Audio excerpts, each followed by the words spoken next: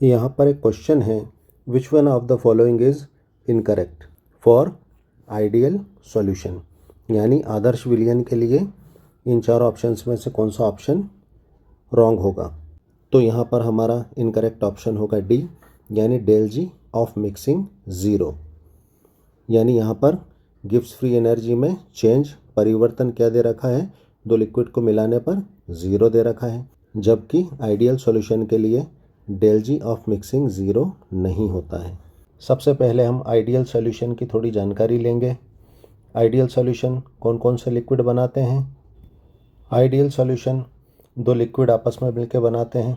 Ideal solution तब बनता है जब बेंजीन लिक्विड को टोल्यूइन लिक्विड में मिलाते हैं, या नॉर्मल हेक्सेन लिक्विड को नॉर्मल हेप्टेन में मिलाते हैं, या एथिल ब्रोमाइड को एथिल आयोडाइड में मिलाते हैं। वैसे दुनिया में कोई भी आइडियल सॉल्यूशन नहीं होता है, लेकिन फिर भी ये तीन जो कॉम्बिनेशन होते हैं ये आइडियल सॉल्यूशन के बहुत करीब होते हैं। हम जानते हैं जब भी कोई सॉल्यूशन बनता है तो उसके दो पार्ट होते हैं, एक होता है सॉल्यूट और दूसरा होता है सॉल्वेंट। सॉल्यूट को जो है सॉल्वेंट में मिक्स किया जाता है, यानी सॉल्यूट की क्वांटिटी कम होती है और सॉल्वेंट की क्वांटिटी ज़्यादा होती है। अब अगर हम यहाँ पर बेंजीन और टोल्यूइन का आइडियल सॉल्यूशन बनाते हैं तो हम यहाँ पर किसे सॉल्यूट और किसे सॉल्वेंट मानेंगे। अगर हमने बेंजीन टोल्यूइन का आइडियल सॉल्यूशन बनाने में हमने बेंजीन को लिया 20 ml और हमने टोल्यूइन को लिया 80 ml, तो यहाँ पर जो है बेंजीन की क्वांटिटी क्या है, टोल्यूइन से कम है, तो यहाँ पर बेंजीन को हम सॉल्यूट मानेंगे, और टोल्यूइन की क्वांटिटी यहाँ पर ज़्यादा है तो यहाँ पर हम टोल्यूइन को सॉल्वेंट मानेंगे। और अगर हमने टोल्यूइन को लिया 20 ml और बेंजीन को लिया 80 ml, तो यहाँ पर जो है टोल्यूइन की क्वांटिटी कम है तो यहाँ पर टोल्यूइन को हम अब सॉल्यूट मानेंगे, और बेंजीन को हम जो है क्वांटिटी ज़्यादा होने की वजह से सॉल्वेंट मानेंगे। लेकिन अगर हमने बेंजीन को 50 ml ले लिया और टोल्यूइन को भी 50 ml ले लिया, तो अब यहाँ पर दोनों की क्वांटिटी सेम है, तो यहाँ पर आप किसी को भी सॉल्यूट और किसी को भी सॉल्वेंट मान सकते हैं। तो जैसा कि हमने देखा आइडियल सॉल्यूशन में दो कंपोनेंट्स होते हैं, एक होता है सॉल्यूट और एक होता है सॉल्वेंट, और इन दोनों कंपोनेंट्स को आपस में मिलाने पर क्या बनता है, आइडियल सॉल्यूशन बनता है।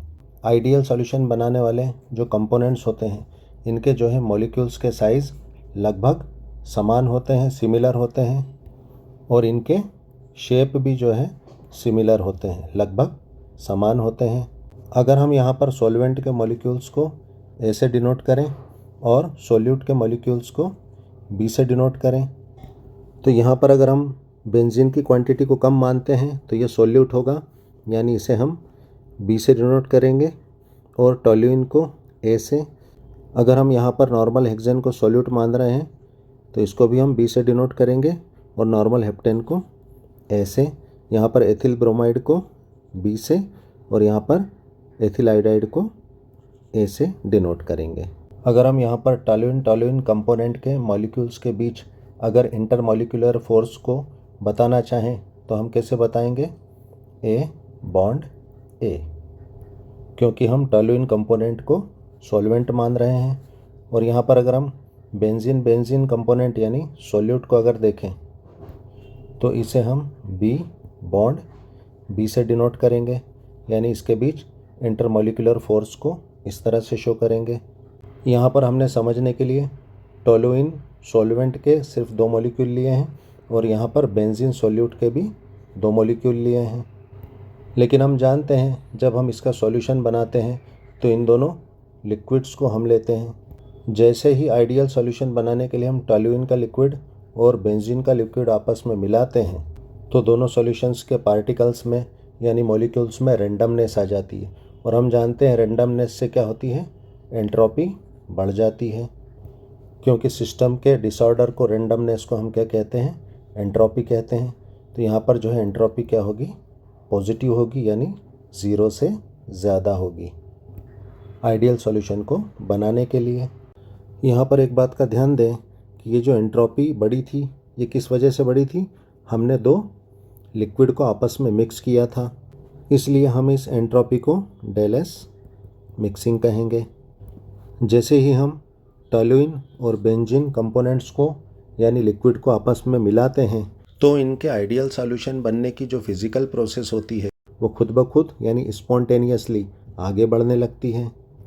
यानी बेंजीन और टोल्यूइन से आइडियल सॉल्यूशन बनाने के लिए किसी भी तरह की एनर्जी की ज़रूरत नहीं पड़ती है, क्योंकि यहाँ पर एकमात्र एंट्रोपी ही होती है जो प्रोसेस के ड्राइविंग फोर्स का काम करती है।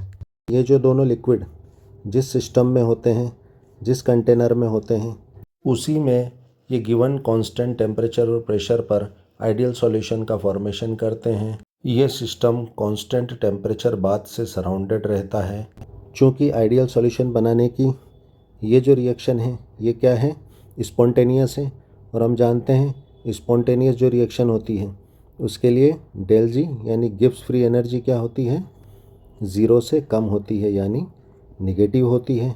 और सिस्टम यानी कंपोनेंट्स की गिब्स फ्री एनर्जी का डिक्रीज होना एंट्रोपी के इंक्रीज होने की वजह से होता है, ताकि मिक्सिंग स्पॉन्टेनियस यानी स्वतः से हो सके।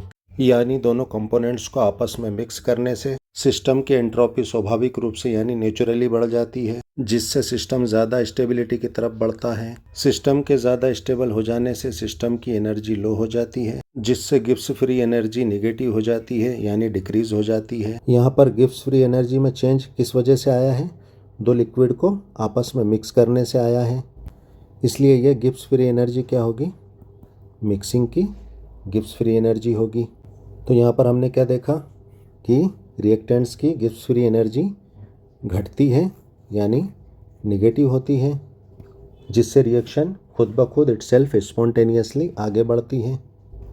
तो यहाँ पर हमें हमारा आंसर मिल गया है, क्योंकि हमारे ऑप्शन डी में क्या कहा गया था कि डेल जी मिक्सिंग ज़ीरो होती है। इसका मतलब डेल जी मिक्सिंग ज़ीरो नहीं होती है, डेल जी मिक्सिंग नेगेटिव होती है। बाकी जो तीन ऑप्शंस हैं हमारे पास, हम उनको भी चेक कर लेते हैं।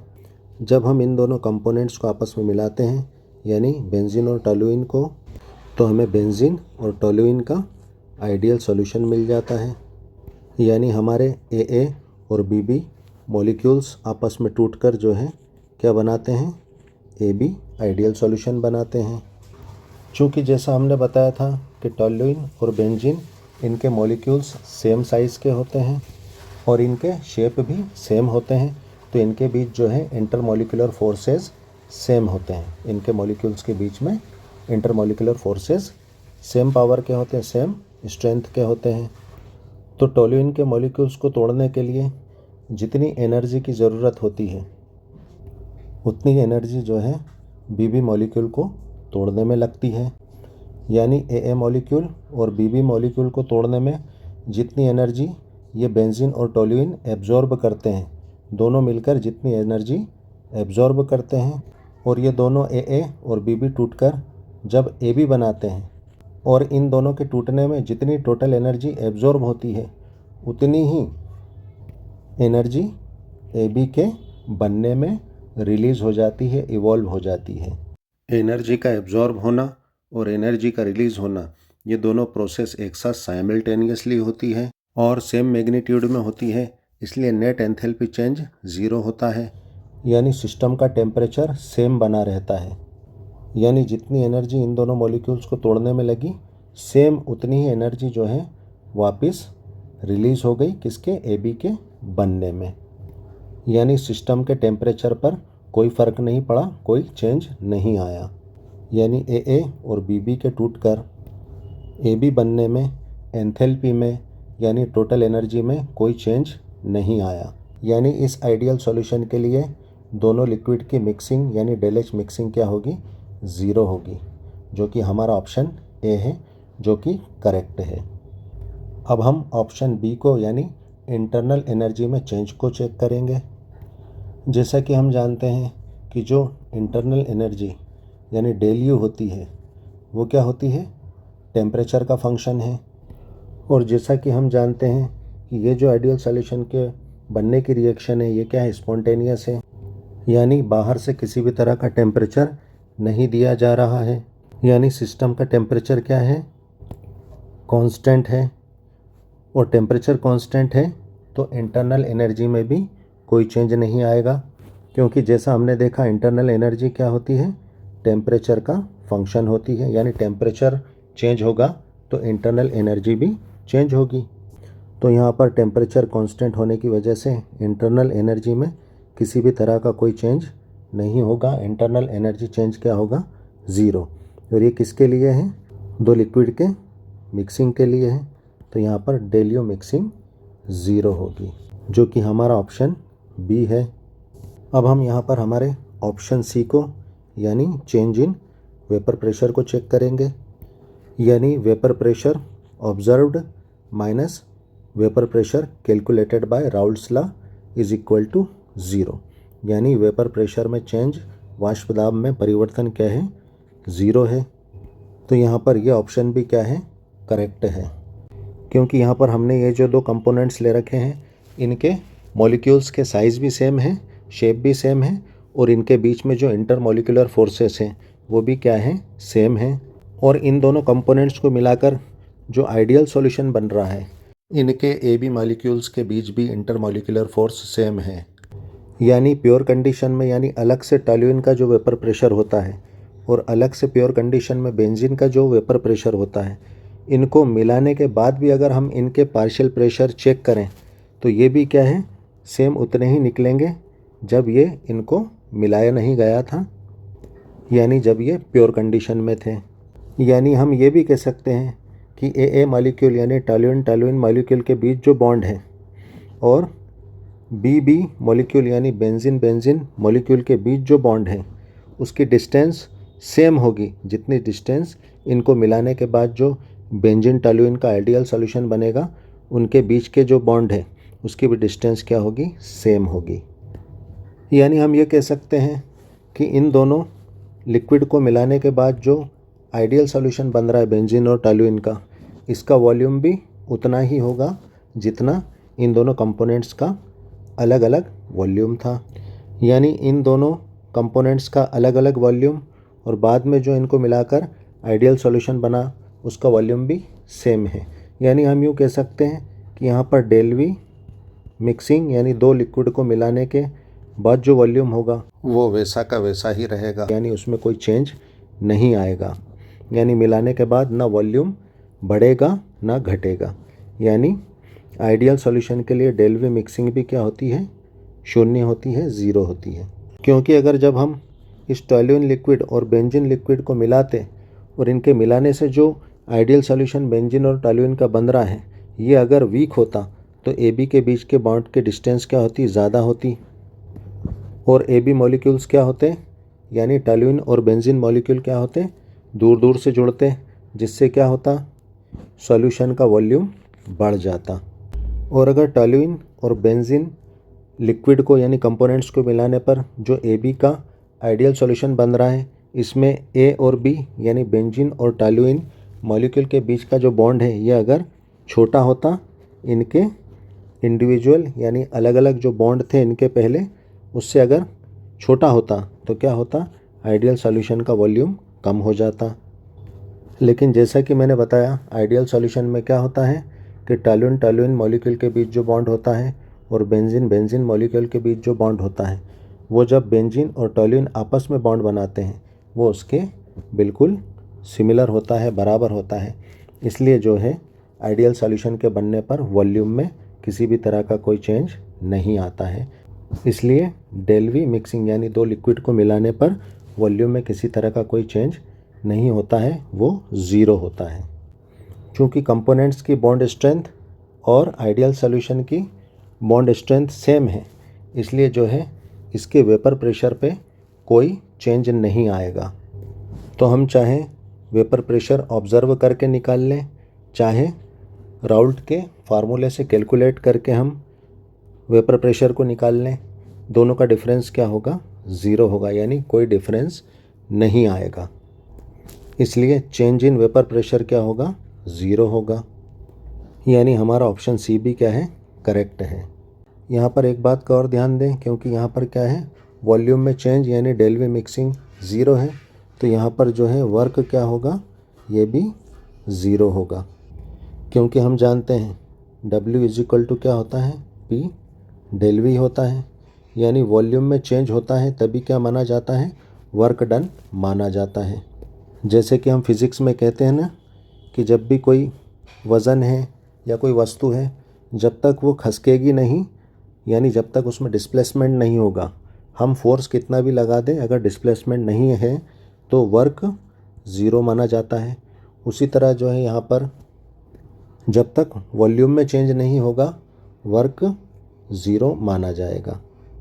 तो यहाँ पर डेल वी ज़ीरो है तो वर्क डन भी क्या होगा, ज़ीरो होगा। इन सब चीज़ों को हम कुछ फार्मूले से भी समझ सकते हैं। जैसे कि हमारा गिब्स फ्री एनर्जी के लिए ये फार्मूला है। तो यहाँ पर अगर हम देखें तो डेल एच क्या है हमारा, यहाँ पे ज़ीरो है। तो यहाँ पर अगर हम ज़ीरो रख दें और यहाँ पर हमारा टेम्परेचर क्या है, कांस्टेंट है, और यहाँ पर डेल एस क्या है, यहाँ पर डेल एस पॉजिटिव है, यानी इसकी कुछ ना कुछ वैल्यू होगी।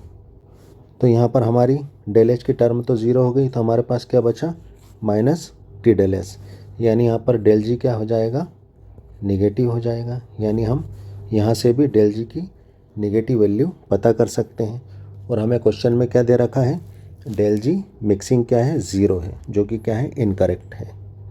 उसी तरह अगर हम यहाँ पर इंटरनल एनर्जी के फार्मूले में देखें तो डेल एच क्या है हमारा, ज़ीरो है, माइनस यहाँ पर प्रेशर हमारा कांस्टेंट है, और यहाँ पर हमारा डेल वी क्या है, ये शून्य है। तो यहाँ पर हम ज़ीरो रख देंगे तो मल्टीप्लाई होकर ये पूरे टर्म ज़ीरो हो जाएगी, यानी यहाँ पर हमारी डेल यू की वैल्यू भी क्या हो जाएगी, इंटरनल एनर्जी ज़ीरो हो जाएगी। तो यहाँ पर हमने क्या देखा, हमारे तीनों ऑप्शंस क्या हैं, करेक्ट हैं, लेकिन जो चौथा ऑप्शन है ये क्या है, इनकरेक्ट है, क्योंकि यहाँ पर डेल जी मिक्सिंग क्या है, ज़ीरो, जो कि क्या होना चाहिए, नेगेटिव होना चाहिए। इसलिए हमारा इनकरेक्ट ऑप्शन होगा D. Thanks for watching. Video को लाइक कर देना, फटाफट सब्सक्राइब करो।